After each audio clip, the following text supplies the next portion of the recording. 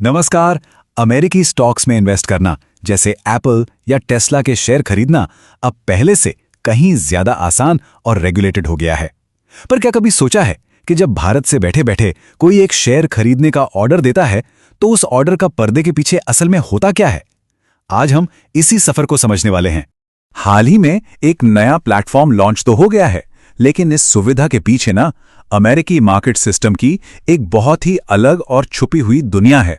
आज की इस पड़ताल में हम इसी की गहराई में उतरेंगे। तो इस पूरी कहानी की शुरुआत होती है एक नए बदलाव से। चलिए सबसे पहले ये समझते हैं कि भारतीय इन्वेस्टर्स के लिए आखिर नया क्या हुआ है। तो ये जो नया रास्ता है इसका नाम है NSE IX ग्लोबल एक्सेस। सीधी भाषा में ये NSE की ही एक इंटरनेशनल ब्रांच है जो गुजरात की GIFT सिटी में है। इसके जरिए अब सीधे एप्पल या माइक्रोसॉफ्ट जैसे स्टॉक्स खरीदे और बेचे जा सकते हैं। ये सब रिजर्व बैंक की LRS स्कीम के तहत होता है। और सबसे जरूरी बात, इस पर अब भारत के अपने रेगुलेटर IFSC अथॉरिटी की नजर रहती है। अच्छा, अब अमेरिकी सिस्टम की इस पहेली को सुलझाने से पहले आइए जरा अपने घर यानी इंडियन स्टॉक मार्केट के काम करने के तरीके को याद कर लेते हैं। ये बहुत जरूरी है क्योंकि जब आप दोनों का फर्क देखेंगे ना तब आपको पूरा मामला समझ आएगा। भारत में प्रोसेस देखिए कितना सीधा और साफ है। एक इन्वेस्टर ऑर्डर डालता है, ब्रोकर फंड्स वगैरह चेक करके उसे सीधा एक्सचेंज यानी NSE या BSE को भेज देता है। एक्सचेंज का जो सिस्टम है वो सबसे अच्छी कीमत पर खरीदने वाले और बेचने वाले को मिला देता है। फिर क्लियरिंग कॉर्पोरेशन उस ट्रेड की गारंटी लेता है और T+1 मतलब अगले ही दिन शेयर्स आपके डीमैट अकाउंट में। सिंपल। तो सबसे जरूरी बात यह है कि इंडिया में मार्केट मतलब एक्सचेंज, हर छोटा बड़ा रिटेल ऑर्डर एक्सचेंज तक जाता ही जाता है। आपका ब्रोकर सिर्फ एक डाकिया है जो आपके ऑर्डर को एक्सचेंज तक पहुंचाता है। वो खुद से कुछ नहीं कर सकता। इसे कहते हैं ऑर्डर ड्रिवन सिस्टम और ये दुनिया के सबसे पारदर्शी सिस्टम्स में से एक है। ठीक है, तो इंडिया का सिस्टम तो हमें पता है। अब तैयार हो जाइए उस सिस्टम को जानने के लिए जो इससे बिल्कुल बिल्कुल अलग है। चलिए पर्दा उठाते हैं अमेरिकी रिटेल मार्केट से। यहीं पे आता है सबसे बड़ा और सबसे बुनियादी फर्क।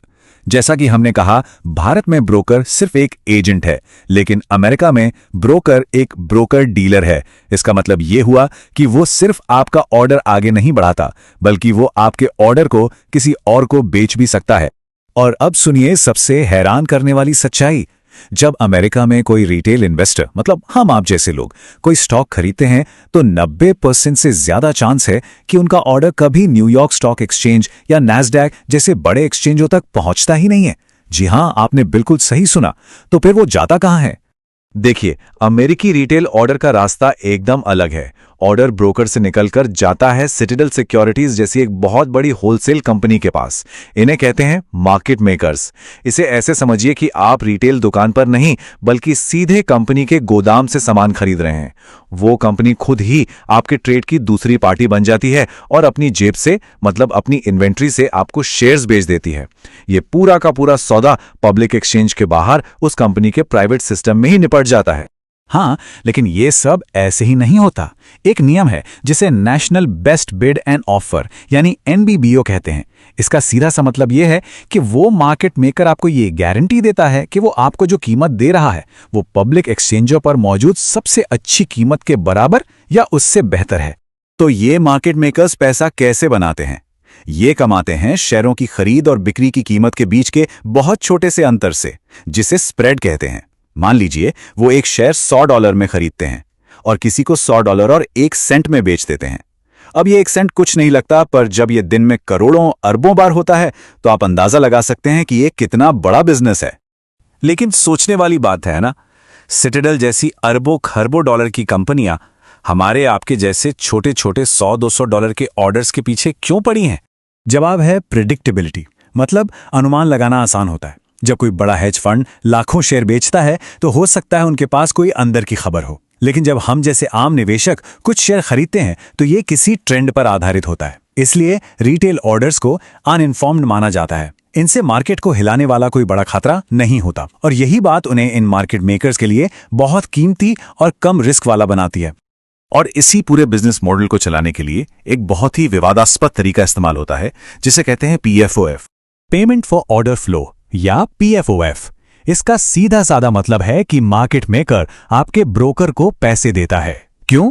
ताकि ब्रोकर आपके सारे ऑर्डर्स खरीदने के लिए सीधे उसी के पास भेजे। यानी सिटाडेल जैसी फर्म रॉबिनहुड जैसे ब्रोकर को ये अधिकार खरीदने के लिए पैसे देती है कि उनके सारे कस्टमर्स के ऑर्डर पहले उनके पास ही आएंगे।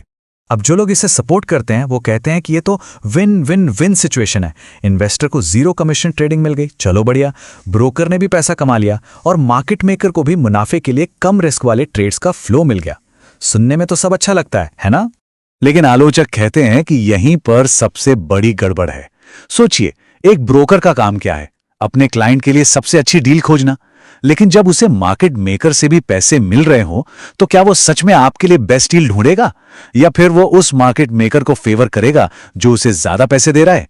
ये तो सीधा सीधा कॉन्फ्लिक्ट ऑफ इंटरेस्ट है। और बात यहीं खत्म नहीं होती। इससे मार्केट में कुछ ही कंपनियों का दबदबा बन गया है।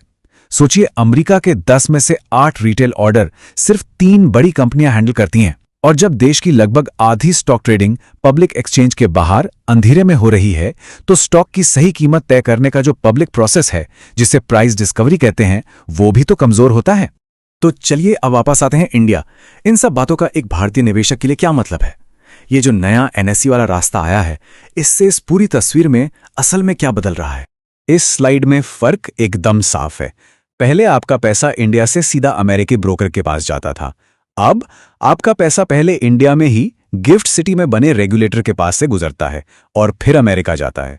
मतलब अब इस पूरी पाइपलाइन में एक इंडियन रेगुलेटरी लेयर, एक इंडियन चेक पॉइंट जुड़ गया है। और यह समझना सबसे जरूरी है, अमेरिका का जो अंदरूनी सिस्टम है, यानी मार्केट मेकर्स और पेमेंट फॉर ऑर्डर फ्लो वाला पूरा खेल, वो नहीं बदल रहा है। बदला है तो सिर्फ उस खेल तक पहुंचने का रास्ता जो अब भारत से होकर एक भारतीय रेगुलेटर की निगरानी में गुजरता है। तो एक भारतीय निवेशक के लिए ज्यादातर चीजें वही रहती हैं। ऑर्डर अभी भी अमेरिकी मार्केट मेकर्स के जरिए ही पूरा होगा, रुपए डॉलर का करेंसी रिस्क बना रहेगा, टैक्स के नियम वही रहेंगे और अमेरिकी ब्रोकर के पास रखे पैसों और स्टॉक्स पर $5 लाख तक का SIPC इंश्योरेंस प्रोटेक्शन भी पहले की तरह मिलता रहेगा।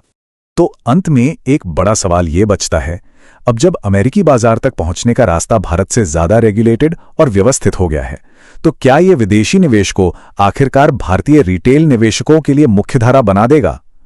इस पर सोचने के लिए बहुत कुछ है और इसका जवाब तो खैर वक्त ही बताएगा।